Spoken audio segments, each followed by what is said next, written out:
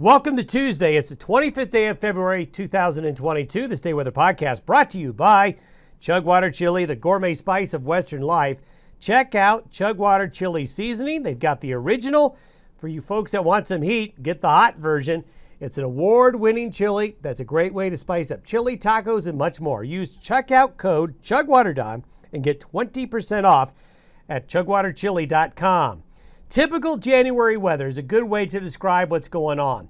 It's very much about where we should be this time of year with these cold, quick-moving systems coming out of Western Canada and through the region. Most of the snow today that's going to be falling will be over Colorado, western Kansas, southwest Nebraska, then down into northern New Mexico and the Panhandles. This system going to bring a decent amount of snow to some really dry areas of western Kansas and eastern Colorado. So good news there, finally a little bit of moisture. We'll have a quiet day tomorrow. A cold system will come in Wednesday night and Thursday, reinforcing the cold air, bringing some flurries or light snow showers, but this next system is not nearly as moist.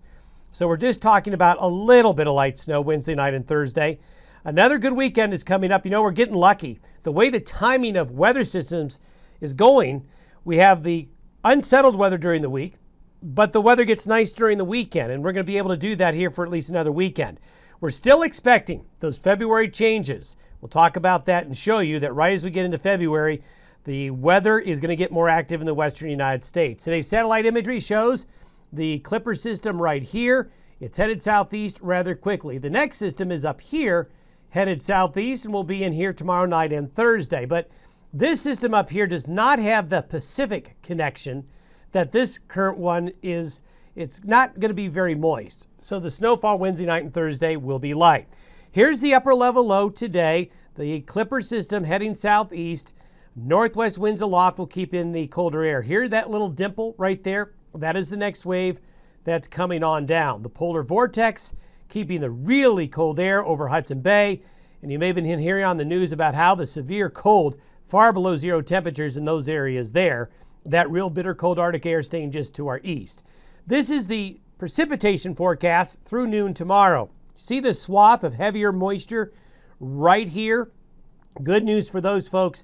There could be 8, 9, 10 inches of snow under that band.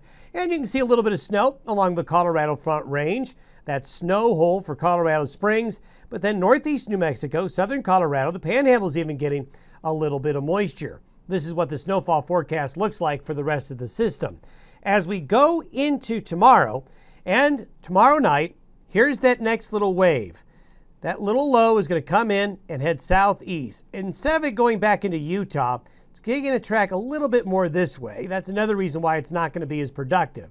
But winds aloft coming in from the northwest will keep our temperatures chilly again for Thursday. So January cold, a good way to describe it. The next little wave, this is the snowfall forecast for Thursday night and Friday. So you can see the precipitation isn't nearly as extensive or as heavy, but there is going to be a little bit of light snow Wednesday night, Thursday morning along I-80, along I-25, and then into the mountains of Colorado.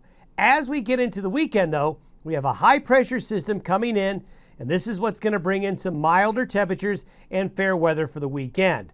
Look at this deep low along the eastern seaboard. This storm has the potential to become a major snow producer in the big metro areas of Boston, New York, maybe Philadelphia, then up into New England. The last big storm was more inland. This one could be more coastal. And look at the trajectory of the air coming all the way into the deep southeastern United States by this weekend. And here it is. If you have any travel plans that will take you through an airport this weekend or early next week in this part of the country, beware. There could be a significant snow event. And the cold, look at the snow forecast off the coast of the Carolinas. That just shows you how cold that air is coming in from the northwest. Now, some of you, this is the time of year I usually hear a lot of people say, I'm moving, I'm going away, I'm going somewhere warm.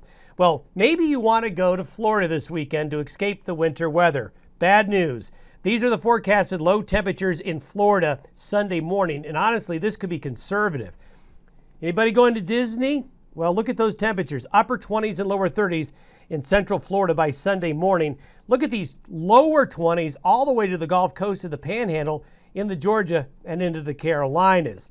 So this is going to be quite the winter pattern this weekend along the eastern seaboard, while our weather here is good. So one of those rare weekends where you could say the weather's better here than there.